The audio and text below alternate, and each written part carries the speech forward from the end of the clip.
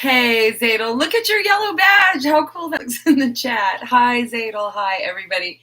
Hi, it's time for the weekly live stream. Hi, I'm Michelle from Unicorn Centaur. This is my YouTube channel.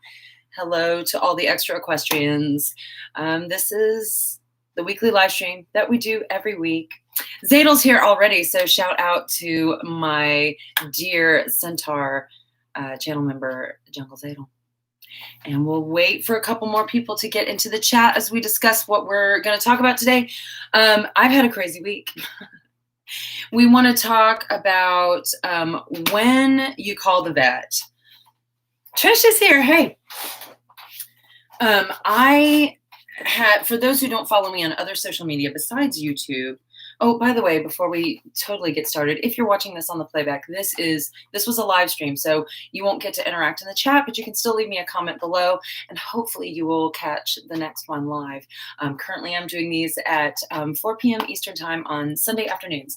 This is a hangout for my community here, so we can talk about horses and nerdy things and crafting and what we make and create and put out in the world. So there. I'm about to get into the chat on my phone. Here we are. Look at that thumbnail. Y'all, I painted my room a little over a week ago, and I'm loving the way the purple looks on camera. It's really a pale color, but under these lights right here, it really pops, and I am not mad at it at all. Inferno Fort. Am I following that already, or did you change it, Zadel? Hang on, I have a little bit of Diet Dr. Pepper left. So right, yes, channel members get to drop their social media in the chat. Madeline's here and Persephone's here. Hey. I think I am already. So yeah, today, look, I have a huge mess behind me. I got behind this week, as you do. I mean, it's that time of year anyway, where you're trying to finish up end of the year things. People have holiday things and obligations. Even in a pandemic, we have things that we have to do. So it's easy to get overwhelmed. But I had 2 horse vet emergencies this week, both of my horses. One of my horses was sick and one of my horses was lame. And I was like, wee. So I kind of got behind, kind of fell. I kind of stopped my self-care a little bit.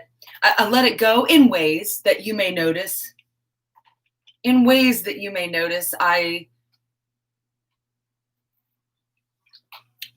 I'm not taking as good care of myself as I should be this week. So this live stream today, I was like, I'm not going to have a brand new thing. I'm just not going to be able to handle it. So I want to go through this mess behind me and sort through some of my holiday projects while we talk about a serious equestrian topic, which is, when do you call the vet? It's equine vets are very expensive, a little bit more expensive than like a dog or a cat vet that you can just easily, because you can just take your dog or cat there. My equine vet comes to where my horses live, and that costs money. And then the exam that he gives costs money because he is an educated and experienced person, more so than me. So it's expensive. So you don't want to call for nothing unless you're made of money. Then call the vet for whatever. But also, I mean, my vet's time is valuable as well, and he doesn't want to come out for something that doesn't require his attention necessarily. Although he has told me he would rather come out for nothing than not come out for something, and then a horse suffers. Beck is here. Hey. Yes, your tag is yellow, Zadel. Jen's is yellow. Becca's is teal. I think the original color is green. Like, everybody's badge starts out green, and then over time, the longer you become the longer you're a channel member, your badge changes color over time. So. But also, it's time to shout out my channel members. If you want a really cool badge in the chat, if you want to shout out, and big love from me at the beginning of every live stream. I love everybody who shows up to the chats, but the channel members in particular are helping keep this thing afloat, because it seems like you just set up a camera and talk to it, and that's your YouTube channel. But doing all of this requires time and money. And so channel members are making sure that I get to keep my horses through the winter. They're making sure that this channel continues to make videos through the winter. So very special thank you to Jungle Zadel and to Becca, who are here in the chat already. Love you guys. And of course, others who regularly show up but may not be here yet, like Nikki, my wonderful channel member Nikki, and Genevieve, the safety lady at Savannah Bee, and of course Kelly and Lana at Blue Raven Farms, and my dear friends Sheila and Kimmy. Let's see, I know I'm missing somebody. No, that was everybody. Yay. So if you want to be a channel member, you can hit the join button. There are 2 different tiers. The higher tier just gets extra access to videos like a day early, and then occasional like blooper videos that I'll drop on them. But the Centaur level is shout outs and big love and getting to drop your Instagram handle or whatever you want to drop in the chat. Oh my gosh, Dr. Pepper burps. This is what, see, I haven't been drinking Dr. Pepper, so I haven't been burping as much during the live streams. Do you remember like when I was on Diet Dr. Pepper all the time? I'm talking about like as a drug. When I was on the Diet Dr. Pepper, I was a different person. Brittany's here. Hey. How's Sunny? We're going to talk all about it, Brittany. I will let you know. My babies. Okay. First of all, let me scooch back because I want to do stuff back here. I can't bring you guys closer right there. No. You know what then? I'm just going to bring this stuff over here. These are just some fairy wings that I'm working on for someone. I have these unicorn horns that I have been working on forever. That gold looks yellow under here. These unicorn horns I've been working on forever, but I have not been able to like continue them. It's hard to do like, I have to like do a whole layer of something and then let it rest for a while. And sometimes it's hard to go back to it after a certain amount of time, like when paint dries. Here's the polos we were making, the polo cup. I need to make this smaller. It wraps up really cute this way. This was the coffee cup cozy that we made. I still need to work on that. But see, this is what I've been meaning to work on this week, and I haven't been able to because of my horses. First of all, you know what? Then while I tell you guys, I don't need to, excuse me, I don't need to go through that. Here's what I need to do. I've been knitting crocheting these up when I have like time, because like I'll get stressed out, and this is just like a single crochet stitch over and over and over again. So it's just so stupid easy. So I don't have to think about it. Groundhog, random question. When horses are babies, do they mouth people like dogs and cats? Message me on Messenger how he is. I'm at 5 below. Okay. Groundhog, there are, I mean, almost every animal baby is very mouthy, including humans, just reaching out for sustenance. But like horse babies do a thing called, I call it baby mouth. I don't know what it's called, but they do like a weird clacking thing with their lips wide open, and they don't like bite their teeth, but they look like they're doing this weird, awkward smile and going, ah, ah, ah. They don't make noise doing it, but it's a signal to other horses that they're a baby. What they're saying is, I'm a baby, please don't hurt me. So that is a behavior particular to horses that I know about. It's weird the first time you see it. I don't know what you would Google to find that. Baby horse mouth? Baby horse mouth? I don't know. But that's a good question. Just over halfway moving, it's raining. Oh, raining, when moving in the rain is miserable. Please be careful because things are so slippery when it first starts raining, and you're no good to us dead. So take it easy, Jungle Table. So let me tell you guys just a little bit about my week. First of all, Tuesday is normally when I'm like finishing up editing, because I put up Wednesday's video on Tuesday for Patreon members and Unicorn channel members. So I'm finishing up editing on Tuesday morning. And, but this Tuesday morning, I'm like in the middle of editing my rainy day trail ride. I am actually going to just be doing this while I am telling you guys the story. So Tuesday morning, I wake up, I've got my coffee, I'm getting into it, and I get a text that my horse Sunny is lame. And what I was texted was he has a fairly significant limp. which I was like, okay. So I went out to the barn and I went out to look at him. And of course, by this time he'd wandered to the back of the paddock. So I went and he didn't want to move. He didn't want to walk. And then when he did not put weight on his back hind leg at all. Like not even putting the tip of the toe was down. So he wasn't even putting the tip of his toe down. And he was like sort of hopping over that foot. It was like dangling in the air. And I was like, okay, vet call. Like, when do you call the vet? When your horse will not use one of its legs. That's when you call the vet. Like, for every limp, I probably wouldn't. If he was slightly unsound or looked off a little bit. Sonny has navicular front feet as well. So at times, depending on the weather and what's been going on, what activity level he's had, I expect his comfort level to fluctuate a little bit. So my farrier and I keep an eye on his progress, and the vet does too, so that we're already paying attention to Sonny's feet. So one of his back ones just like dangling in the air. And I'm like, already looking at my phone for like the vet, It is scary. Now, what my vet said when he was here, at first when I texted him, or I actually called him, and he called me back and he says, oh, that's an abscess. Don't worry about it. Because he said what they learn in vet school is that sudden onset lameness, like completely lame, won't put weight on it at all, sudden onset acute in one limb only is almost always an abscess. That's where you get, for those who don't know, an abscess happens in the hoof sometimes, and it's very painful for the horse, and it has to sort of work its way out and blow itself out. It's really gross. So it's a couple of days of the horse being lame and you having to treat it. But overall, it's not a big deal. So he said, it's almost always an abscess. So check for an abscess first. He said, if it's not an abscess, check again because you missed it, because it's almost always an abscess. So I had watched him do 2 complete examinations of Sonny's hoof when he was telling me this, because then he went and looked. He said, then once you've eliminated that possibility twice, then you start looking further up the leg. And he found it in Sonny's stifle, which is, if you don't know horses, if you're looking at the line of the belly, it's that knee joint that's right there, not the hock that's like out and back where the tail is, but the front of the leg joint. Give me right here. Do we have my little unicorn right here? This is a hock, and this right here, this is a joint. There's a bone that goes from the hip down to here and back down to here. So this is like a equivalent to the human knee, whereas it is equally as vulnerable and prone to injuries in a horse as it is in a human. So no idea how it happened. He could have slipped and fallen in the paddock.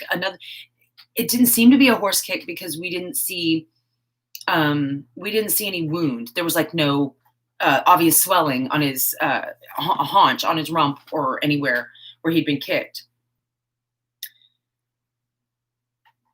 Hang on, let me finish off my.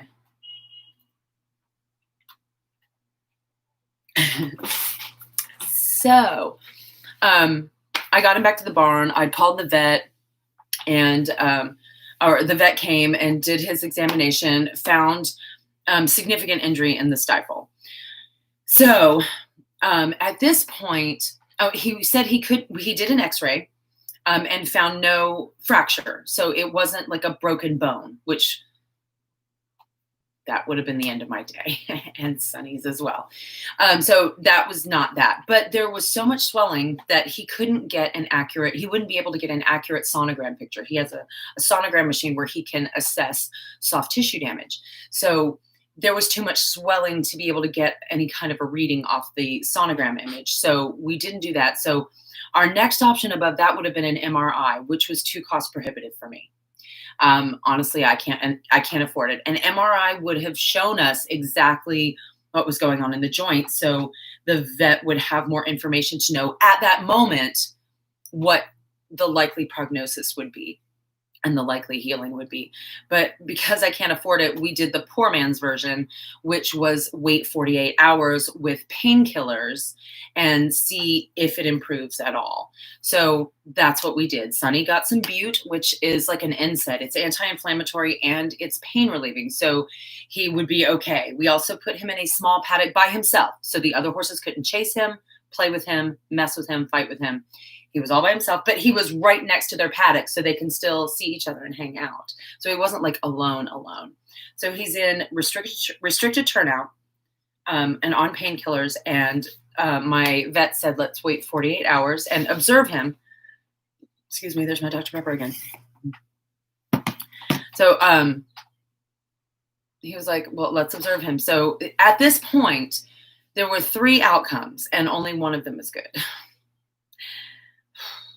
So the outcome we were hoping for was when the vet rechecked in 48 hours, we would find that he was almost completely healed, putting weight on it, using it again, just a slight limp. In that case, that meant that the injuries, despite the swelling, had been fairly insignificant. He was healing nicely. Take maybe 2 to 3 months of rest and rehab, and then we could get right back to riding and everything would be fine. So that's what we were hoping for. Option 2 was that it was better, but just a little bit. He's still really bothered. It's really bad and upsetting him, in which case it is a severe injury. He can recover, but recovery might take a long time, and he might never be able to be ridden again. He might never be able to bear more weight than his own. After this. And so I'm, of course, digesting that, the idea of having a very expensive pet that I can't ride. But I mean, Sonny is my guy. Like, I'm in it, whether I can ride him or not. But obviously I didn't want this because this meant a longer recovery. So option 3. So the third possible outcome in this scenario was after 48 hours, the vet checks him up and it's either not improved at all or it's gotten worse. In that case, that means the structures have been too significantly damaged and rehabilitation and healing is not possible, and we would have to euthanize him. My vet said the word euthanize. Y'all.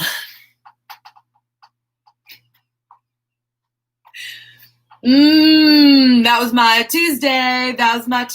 Hey, happy Tuesday. So, woo! Sorry, I'm going crazy just thinking about that moment again. I'm like, oh, okay. Why, thank you for giving me this clear and correct information that I am just very calmly assimilating. So we got to work on just waiting. I had 48 hours of not knowing whether or not my horse was going to die. It was insane. So, all right, hang on. I need a little water this time. This is my little Unicorn water bottle. I think I got it from Walmart, but it's weird because it stays warm. It's insulated. It stays like room temperature on the outside, but then it's cold on the inside. So my hand is like, oh, this is room temperature. And then my mouth goes, no, hey, that's cold. And my brain is like, what's going on? I don't even need to put that back on, do I? Because I'm going to have another sip in a minute. Y'all know it. So I waited the 48 hours and common places for abuse. Abscesses to appears in the toe and each heel. Yeah. He checked all over. There was no, that he was like, I honestly thought it would have been an abscess because that's almost always what it is.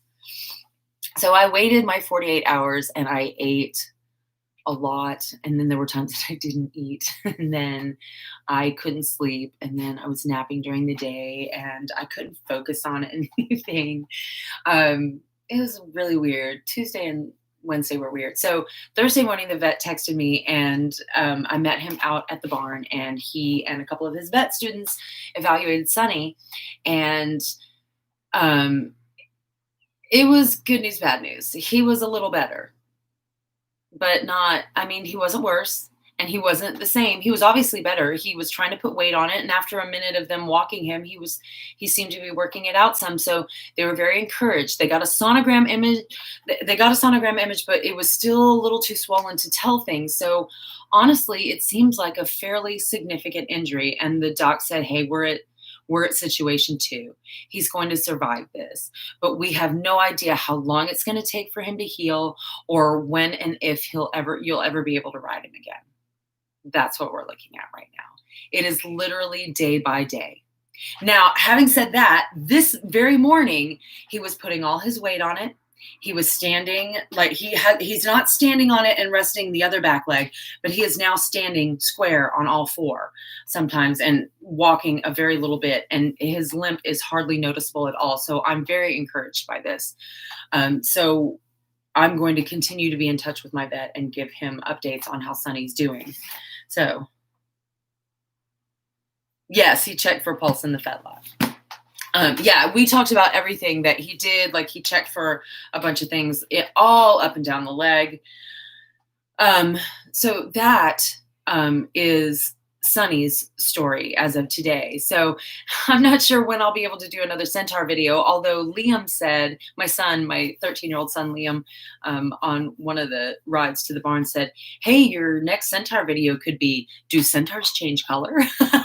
So that I could like use Artax or something for my Centaur video and just change it up a little bit. So I was like, I don't know, maybe we'll see. We'll see. No matter what, whether with or without Sunny's butt, we'll definitely have to keep doing the center of attention somehow. So anyway, that's where Sunny is. So meanwhile, Friday late afternoon, I get a text. I think Friday was the first day I thought, you know what? He's settled. Sunny's had his 2-day vet check. I've been out to see him for 3 days in a row. I'm just going to take Friday. I'm not going to go to the barn today. I'm going to let the horses sit, and then I'm going to go first thing in the morning and check Sunny again. No, Friday afternoon, I get a text from one of my dear, dear friends who said, Artax keeps laying down. He won't eat his dinner, and he keeps laying down. Why? So this, for any non-equestrians, this is colic. This is a stomach and intestine problem that horses can die from. It can be fatal, and your response to it, survival rate can depend on not only the physical way it manifests, but your response to it. Like, if you don't respond to colic at all, I mean, you can just lose your horse. But, so that's another one. Like, the vet didn't come out for that one. Here's the thing. The title of this is like when to call the vet. So I texted the vet first. I usually text my vet, unless it's like absolutely like, when Sunny was lame, I knew I needed him to come out right now. With colic, I'll text my vet, hey, Artax is colicking, and which is what happened. Artax is colicking. I'm going out there later. I have friends who are there watching him, and they say he's moving around and he's pooped a little, So I text him with that information, and then he texted me back, and I actually had to go to work Friday night. I had to go downtown, and I had to give a ghost tour to a family full of tourists, one of them that had a screaming child. Like, this child screamed high pitched. And it was, these were the parents that would tell the children no, but then never do anything about it. So it was just constantly children screaming and jumping around and doing stuff. And the parents constantly telling them, don't do that. Stop doing that. Hey, stop doing that. Hey, settle down. Be quiet. Hey, we're trying to listen to the story. Can you stop? Can you stop now? So meanwhile, I'm trying to tell ghost stories. And then I'm waiting to hear the ding of my phone to get a text about my colicking horse. This is my Friday night. So I'm waiting to get a text, like if my horse is dying or not. There's a toddler screaming in my ear. There's non-parenting going on. I'm trying to do my job. Finally, I get done with these people, and I go home, race to change my clothes and get out to the barn. And my friend Adriana, who is the co-admin of the Extra Equestrians Facebook group, she boards her lease horse out where Artax and Sunny are. So, and my friend Allison, who is definitely an extra equestrian and definitely a Unicorn and Centaur person, and her horse is out there as well.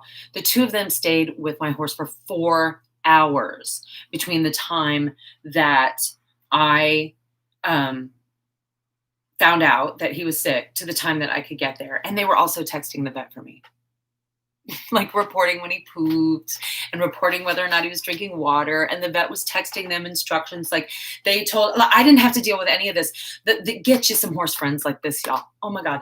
So Artax had to be in a stall for the night, and he was panicking. Oh my God, I'm in a box for the night. What is happening? Drama, drama, drama, drama, drama. So my friend Adriana, y'all know Adriana.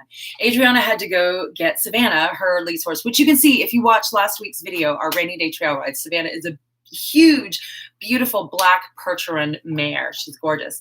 So Adriana brought Savannah up into the barn in the stall opposite Artax, so he'd have company. And he did calm down after that because he was screaming. He was obviously feeling better. He was screaming. So both times Artax has colicked, last year and this year. I have been able to get through it by phone calls and texts with the vet and been able to avoid the charge. And I honestly, like, I feel like the vets, like, I'm amazed that they don't charge like a colic consult fee, because they worked hard to help me save my horse. So that's another reason, like, I don't complain when I have to pay like $100-something for the vet to come out, because I'm remembering these times when they coached me through saving my horse for free, pretty much. So it's winter. Do centaurs wear half sheets? I like the way you think. Thank you. Persephone is my favorite right now, y'all. So yes, so I went up there and I stayed up with Artax for another couple of hours to make sure he looked like he was feeling better, but I wanted to make sure, like, once my friends left and Savannah calmed down and he calmed down and everything, that he didn't start to like bite at himself or start to really try to lie down and roll around, or if he really just acted sick. Like last year when he was sick, he was really, really sick. Like his eyes were glazed over and his head was down and he did not care that he was in a stall. I put him in a stall and he sat there like this. And that's not an Artax face. And when I was at the barn Friday night, he head up, tail up, galloping practically, or dancing, but galloping in circles in this tiny little stall, screaming at his friends out in the paddock. They have captured me. Somebody come rescue me.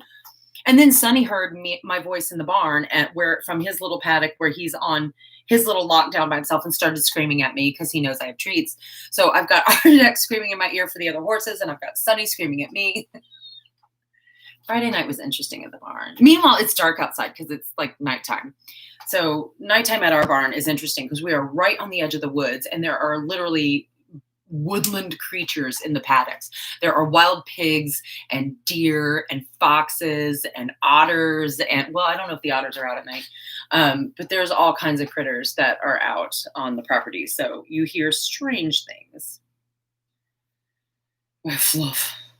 Fluffy horse. I do love fluffy horse butts. Artax is getting super fluffy right now. So anyway, I finally decided about after midnight that he looked okay and I could go home for a couple hours of sleep and then come back at dawn, which is what I did. I drove home at like 1 o'clock in the morning and then got up at like 5 and then went back to the barn.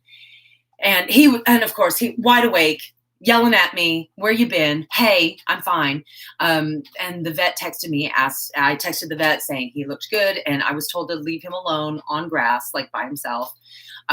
So I put him in a paddock by himself. And that's when I discovered Sonny could trot fairly well, because I put Artax in a paddock by himself. And then all my guys are normally on group turnout. There's 5 geldings in their little herd, their little buddy. It's their little gang. And they're all sweet horses. And I just love the little gelding gang at Chimneyfield Stables. So Sonny, there's this big paddock, and Sonny is off on this side by himself. And I turned Artax out into a paddock by himself over here that has some grass in it. So I turned him out by himself over here. So when I turned Artax out, one of their buddies, Hamlin, the thoroughbred, which you can follow Hamlin the thoroughbred on Instagram, was in the far back of the paddock all the normal guys are in. He screams, wow, because Artax has been in a stall all night screaming for help. Help me, oh my God, help me. So finally Artax gets put out and he's running around with his orange and yellow ponytail mane. And then Hamlin screams and comes galloping. He's an OTTB, so he's like a former racehorse. So he comes galloping from across the paddock. And then the other 2 horses get excited. Oh my God, we're galloping. So then these 3 horses are galloping along the fence line with Artax back and forth. Meanwhile, Sonny is over here. His paddock is adjacent to this paddock, but not that one. So he can't run with the fellas. And he started trotting. This 3-legged lame horse with a messed up stifle started trotting the fence line, and he hardly limped at all. So first of all, I was like, Sonny, no! And then I was like, oh my God, hey! So I had very mixed feelings at this moment. So I ran over to him and I'm trying to calm him down. I've had a very dramatic week. Through most of this, I was crying. At some point, I remember when I asked the vet, I said, what is our worst case scenario? Just keep in mind, the worst thing I'm going to do is cry. So just lay it out. And my vet has seen me ugly cry before. Y'all. Hamlin. Cheese Hot Pocket. Hamlin. I call him Hammy or the hamster. He's a very precious and sweet dark bay, almost black thoroughbred that lives in the paddock with my guys. The other two horses, one is a red dun who's got a fun little dorsal stripe on his back. His name's Prince. And then there's a bay horse named Remington, who those two are super sweet. They just come up for scratches and love. And the guys all run around and play together. And it's super wholesome. Except for right now, my horses are separated. So it's like those other three are still having their life together. And then my two horses are like, why are we alone? So, oh my gosh, hang on, let me get a drink. This story, y'all, it's 4:30 and I'm telling this story forever.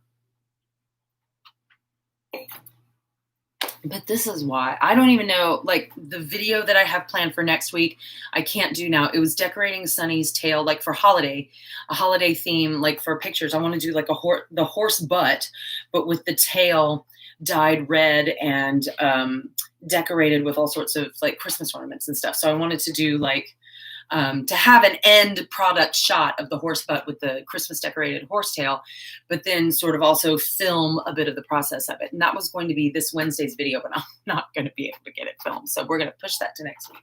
So this week we're going to have to do something else. And it may be, I think it's going to be a topical one, like discussing how I got through this week. Or I think I want to do it on, I don't know. You check it out on, if you're a channel member, if you're a Unicorn or a Patreon member, check it out on Tuesday, but it'll go public on Wednesday, so we'll see. So Friday morning, or Saturday morning when I woke up, wait, where am I in my story? God, the days are all blending together now, hang on.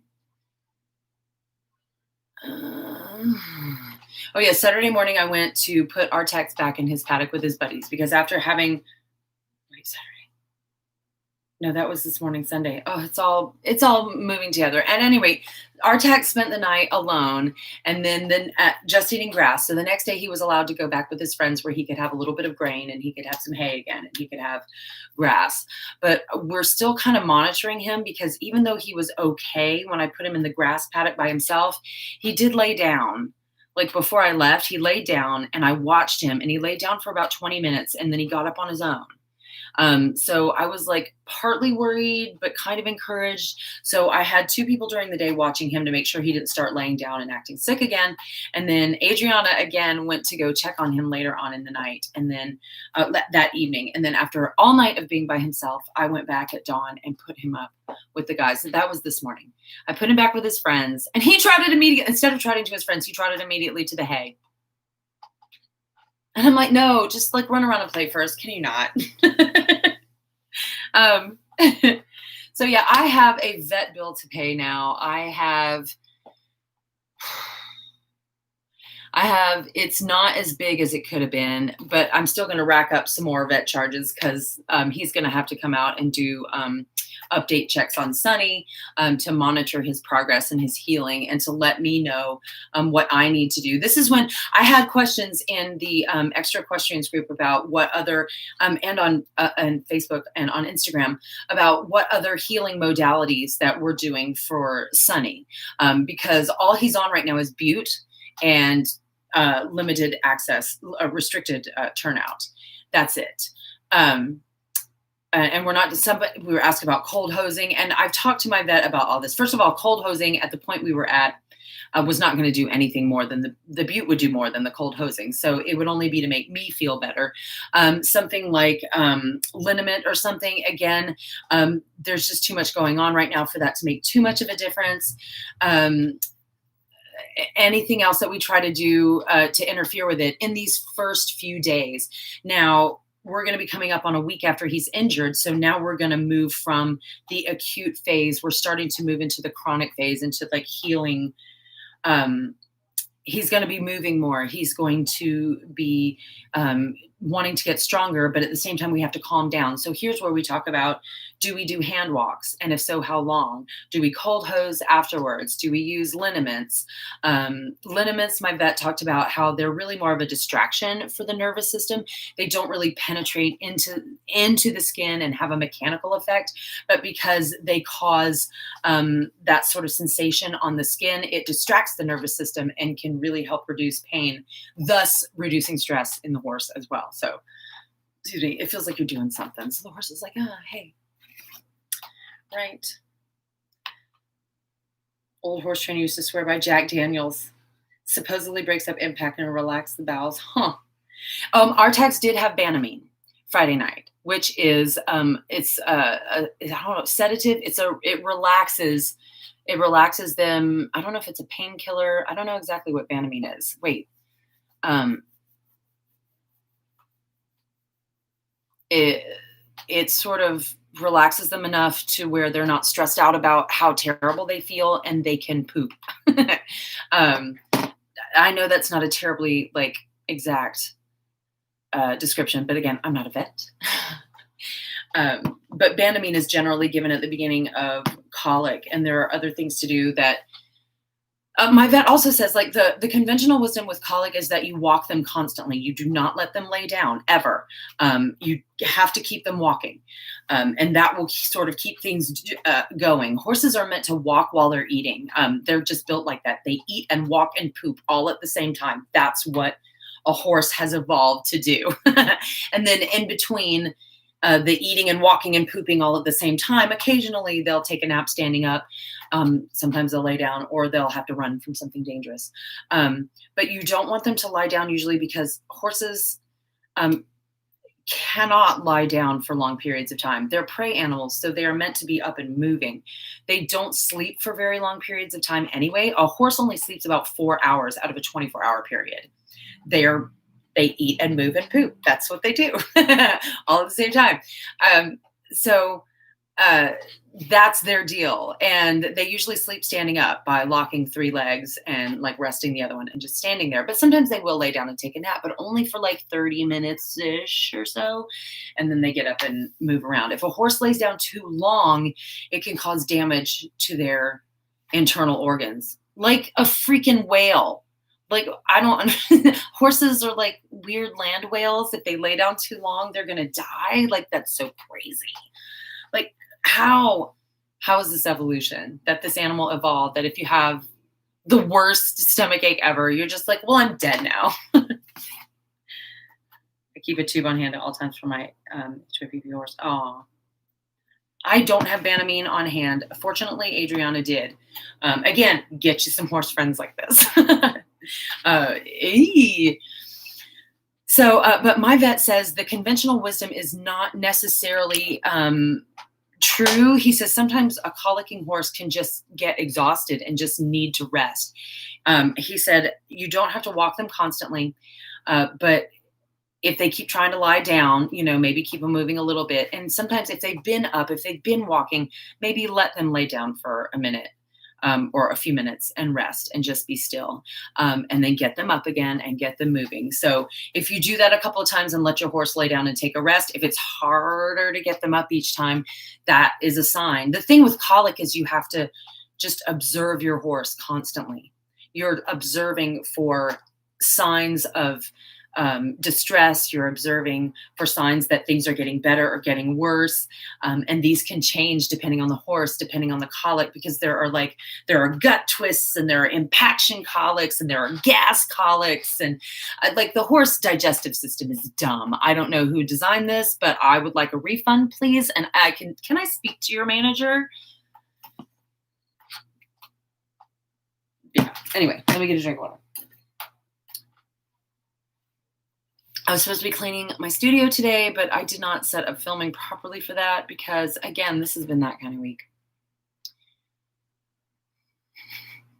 I'm sure if you're a horse owner, I'm sure you've had this week before. This is just what happens. You'll go for months without anything going on. You just go and the horses are the same every day. Hi, I'm a horse. I'm sitting here doing my stuff. And then all of a sudden there's drama.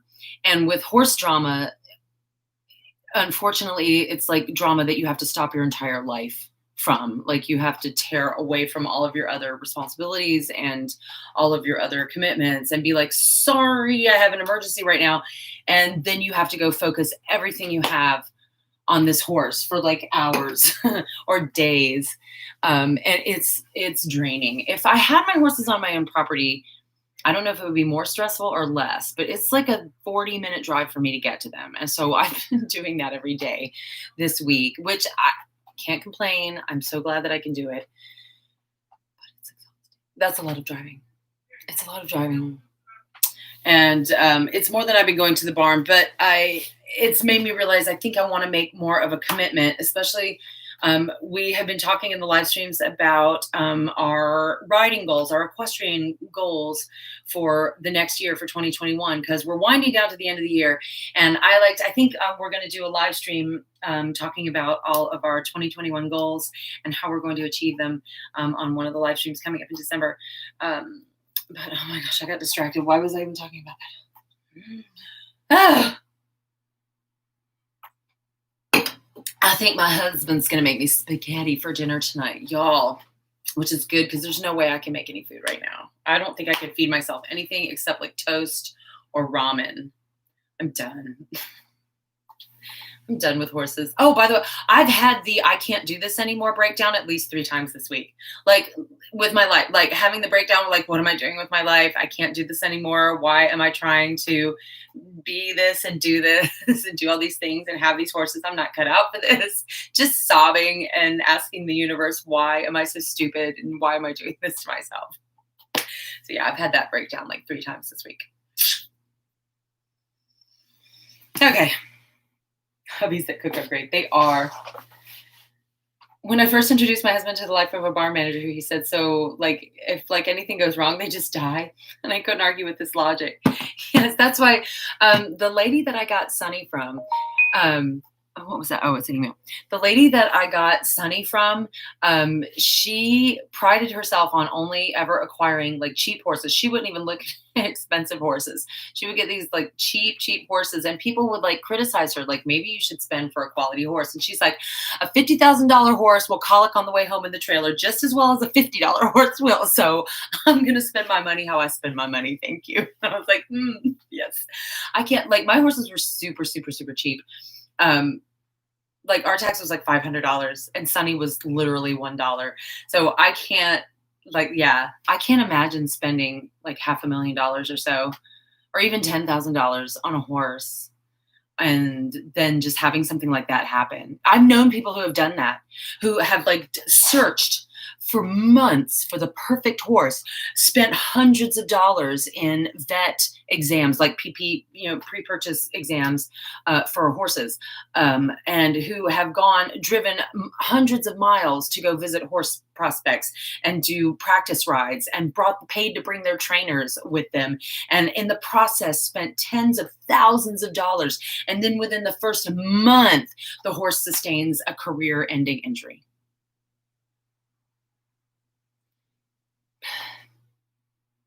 Horses, like, we have to be obsessed with them, don't we? Like, if we weren't absolutely obsessed with these creatures, would we put up with this? Would we do this? Would I really be like making the sacrifices I'm making and doing the things that I'm doing if this wasn't a thing I had to do or I would die? You know, there's just no way I would do this for anything else, I don't think. So that's my story. Autism Centaur is here. You've got something going on with one of your family members. Oh no, and your grandma. That's sad to hear. I'm sorry that your family is dealing with that. It's been a crazy week all around.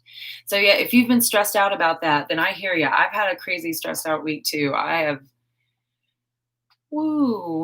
had confidence in myself today. I'm not wearing waterproof mascara for the first time in 5 days. I've been really testing my wear. We joked in the Extra Equestrians group that this was like the saddest product review ever. So like, Here is Lash Paradise, L'Oreal Lash Paradise waterproof formula. It will last through all your tears. It will last through a serious stifle injury. It will last through 48 hours of not knowing whether you have to euthanize your horse. It will last through about 48 hours of colic. It will last through the relief cry on your way home from work. It will last. It will stay on your eyelashes. Just trust me. You can even accidentally wipe your eye and it won't be like all under your eyes. I can't say enough about this mascara. And now that I've discovered its amazing tear resistant property, it really shouldn't say waterproof. It should say tear proof, I think. Tear resistant. I need to go eat, but that requires effort and energy and I don't feel like it. I get that way sometimes. Like, I don't know if it's just being tired. I don't know if it's like part of depression that I deal with, that sometimes you just I can't make myself make a nourishing meal. So I try to just have something. Like the other day, this week, like I had one of the meals I had this week was a handful of pecans, a handful of raisins, and some cheese. That was my dinner. I was doing good. I think one of the other meals another dinner I had this week was cinnamon toast. So I just like buttered some bread and put some sugar and cinnamon on there and put it in the toaster for 2 minutes. And that was my dinner. I did it. I made myself dinner. Yeah, that's it. Y'all, it is 4:45. I'm thinking I'm just super lazy. You know what? I've been there too. This week, it's just been a struggle. I think I'm going to end the live stream early tonight. Everybody's caught up on my horses. Oh, unless anybody has a story to share. I don't want to cut it off if we like Persephone or Madeline, if you're still here, or anybody who has a story to share about when you knew to call the vet, because that's really kind of what I wanted to discuss tonight. I was hoping to discuss it while I did something else, but I'm not that mentally there today. So this is the live stream we get today. This is the live stream. So, yeah, just when to call the vet, because I don't call the vet for absolutely everything, like every little scrape or even every swelling. I don't call the vet for everything. I have developed a relationship with my vet over the years so that I can text him with a problem and he can help me from there. But I remember the first time I called this vet after I had just gotten RTAX, and I came out to the barn one day. We hadn't even done, it was like a month away from doing vaccinations, because twice a year we do vaccinations for the horses. And I had just gotten RTAX and we had not yet gotten to fall vaccinations. So I hadn't even met the vet yet. I had just gotten this horse. I was planning on meeting the vet when we did the vaccinations. Hi, how are you? Here's my beautiful new Arab. Isn't he cute? And, let's get to know each other. But then I came to the barn one day and RTAX was like acting weird. And when I would touch his back, he just reacted with such drama. He obviously had hurt his back in a very dramatic way. And knowing what I know now, I would probably just isolate him and keep him away from the rest of the herd for a day or two on his own and not even bother. Like maybe I would text the vet just to get an idea of, am I doing this right? But at that point, brand new horse owner. The horse is brand new to me. I'm new at all of this. So I called the vet, and I'm glad I called it, because then he came out and I got to have my horse examined to have a professional opinion. I got to meet the vet and talk to the vet. And then when he came for the immunizations, like a month later, it was like, oh, how's RTAX doing? So anyway, I did have a moment though, when I first met the vet, when he found out what RTAX's name is. He was like, what? It's our what? And I knew, oh, he's not one of us. That's why my RTAX is kind of my nerd detector, or my, my old school fantasy nerd detector. Like if you don't know the reference to my horse's name, I'm like, I don't know if you're one of us or not. But people who find out my horse's name and they're like, oh my God, RTAX, from the swamp of sadness, no. And I'm like, yes, he's doing much better now, as you can see. So people who get the reference are like, yes, you're my people. But the vet, first time I met him, was like, our what? RTAX? I was like,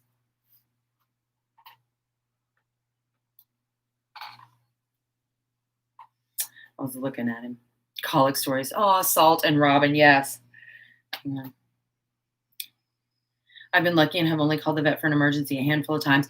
I honestly, yes, I've had the vet out. Obviously, my horses, when they lost their eyes, when they had their eye injuries and lost their eyes, I had to have the vet out for those. Those were definitely emergencies. And by the way, if you're watching this, eyes are always emergencies. Whatever's even if it's a little thing, extra running at the eye, something swollen somewhere, always call your vet, because with the eye, it can look like it's something that's not anything, but it can either be something else that's more dangerous, or it can turn into something more dangerous incredibly quickly. So eyes are always emergencies. Eyes are always a vet call. Now, like other injuries, pain and swelling in a certain area, not necessarily a vet call. Some things you can, with experience and time and knowledge, you can really doctor a lot of stuff on your own. There was one time where our Tex bashed his head open on what, I have no idea what, in the paddock. He had a huge gash across his forehead, blood running down his face. That had to be stitched up. It was obviously a vet call. That was obviously not let's just put some SWAT on it.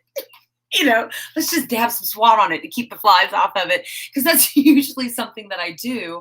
Like if you get a little cut or something, but no, this child had no. So that was a vet call. And he had to have his little forehead shaved. That was sweet though. The vet was going to shave off like half of his foreleg.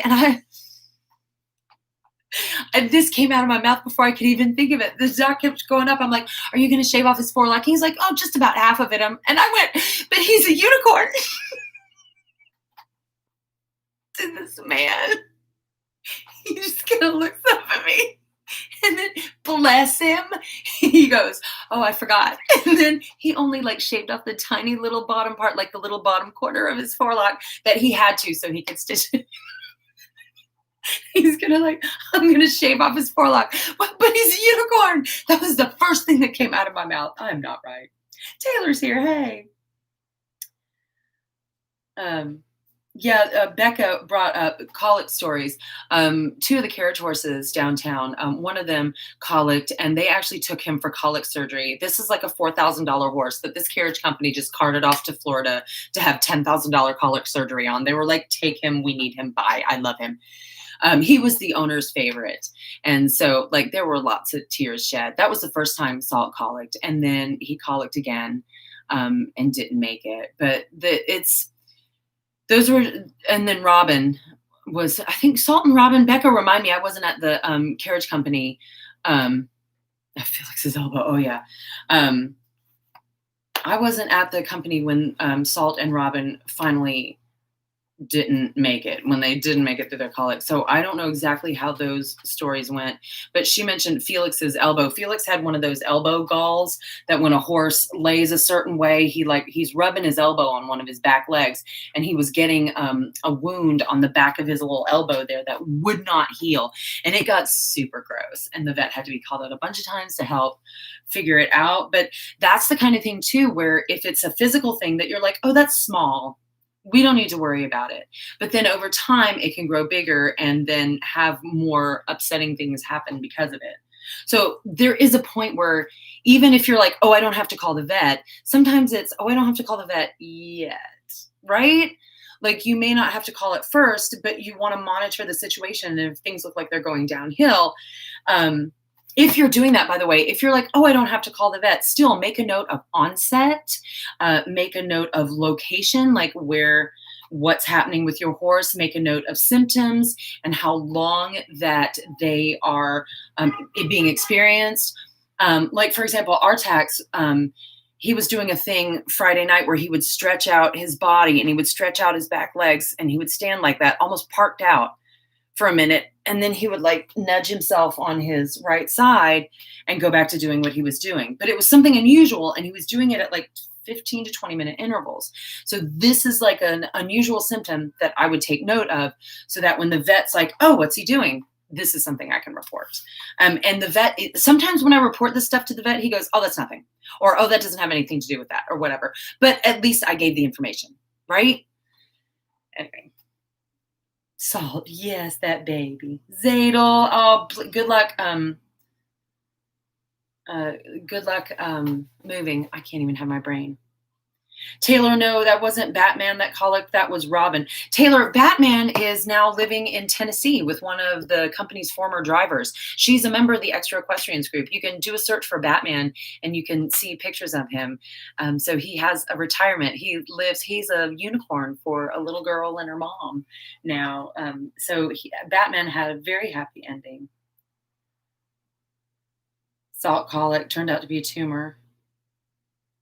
Oh, 3 day silent colic. Yeah, see, the problem with draft horses is many of them are very stoic, which means that even if they're in discomfort or pain, they won't tell you. You really have to monitor them. Sometimes you'll find sores or injuries that you had no idea were there.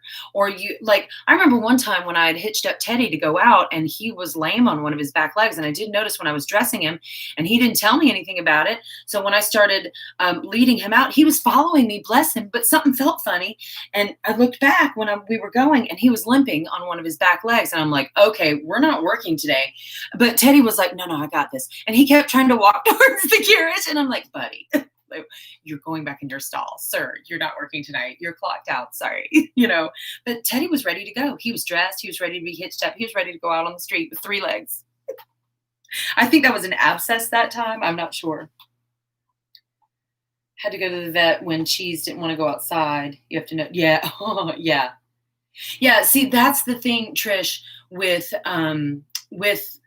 symptoms and with knowing your animal companion, whether it's a dog or a cat or a horse, is you have to know what's normal, because what's normal behavior for Sunny, not normal behavior for Artax.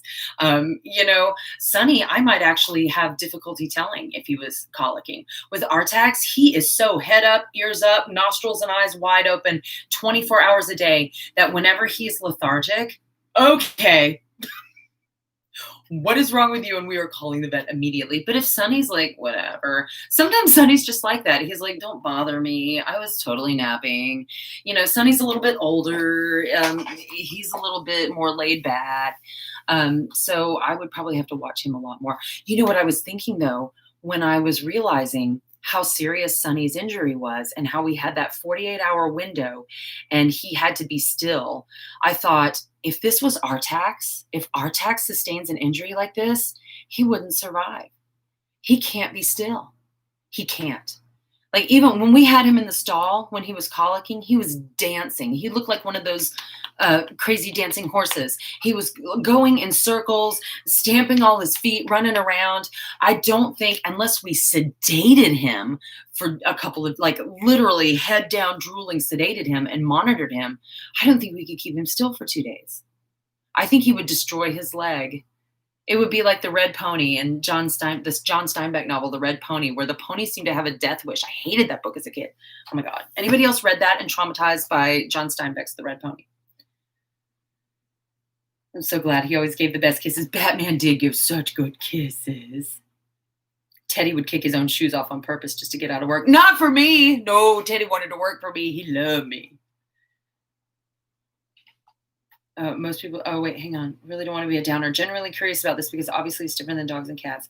If you have to let your horse go to sleep, how do you move them? They're huge. This was something I had wondered too. And who was it said it? Persephone is correct. You usually move them to where it happens. If you're doing it with the vet may be able to take them where if there's a way to cremate the body, they will be taken to the crematorium or loaded onto wherever they have to be loaded first. Because yeah, they are heavy. I can't name too many names or details, but I have been a part of an operation to move a draft horse that had died in her stall. She'd had some sort of a heart attack or event or something. No sign of thrashing or colic or anything. We came in and she was warm, still warm, but just dead, just laid down dead. And I'm not sure if a necropsy was done or not sure what the explanation was, but to get that 2,000-pound horse out of a stall, down a barn aisle, and loaded into a trailer took 5 people and a forklift and a bunch of ropes and cables and a couple of draft horses. I'm not going to describe too much, but it was an ordeal. it was an ordeal.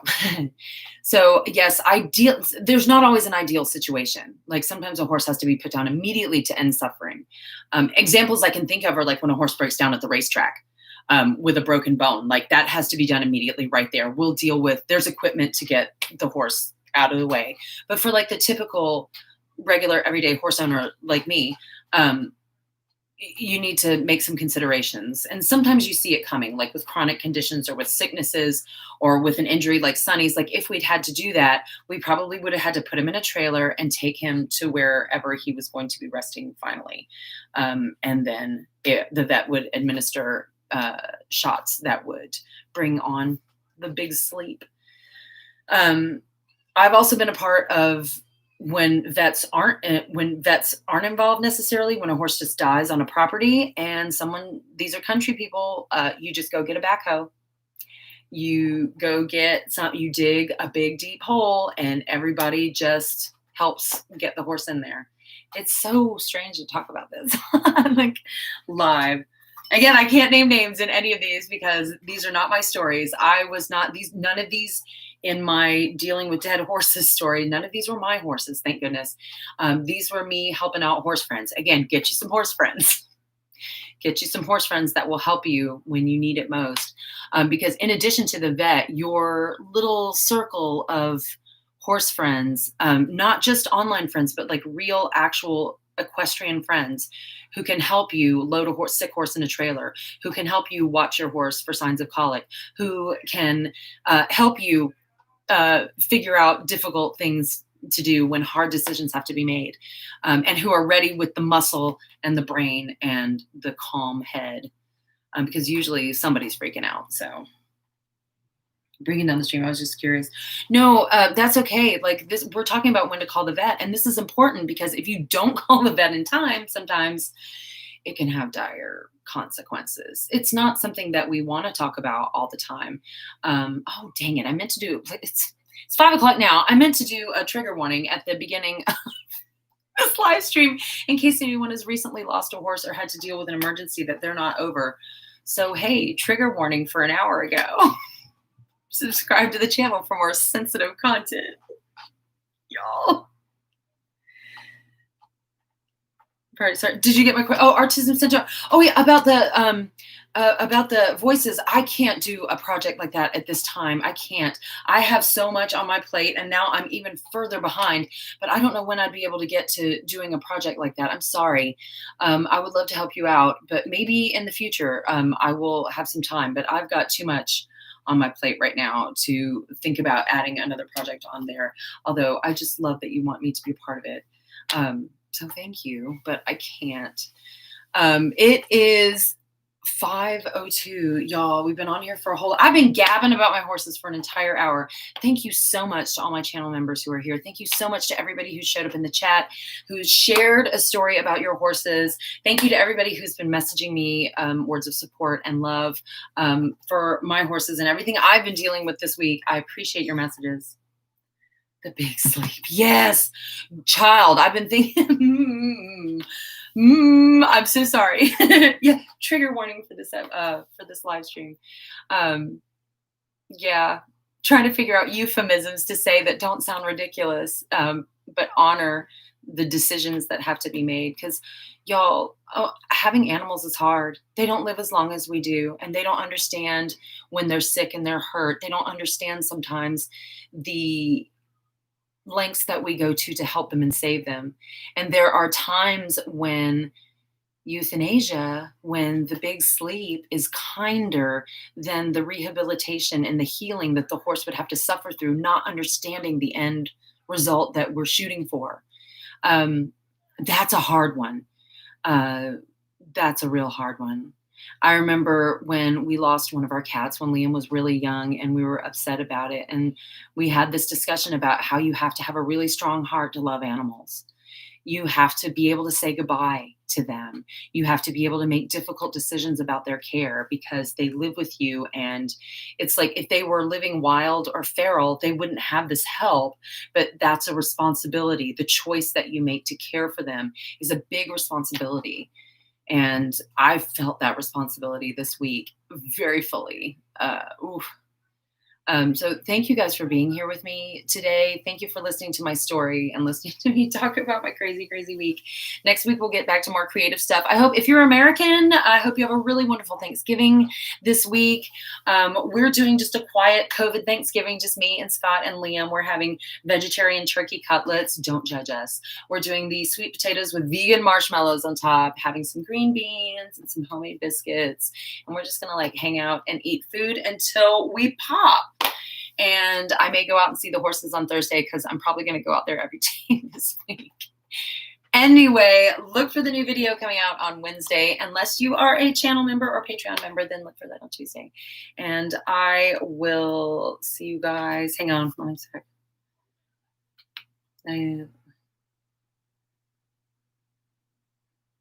Okay, no, you need to look up in your thing. I have a question. Or not knocked up. Oh, I don't know what, I don't know about what question then. But I gotta go. Anyway. The goats lying all around him. Oh my gosh. What a crazy. The comments. Y'all. All right. Chat was lit today and I'm so happy, but I am shutting off the live stream for this week. I will see you guys next week. Love you.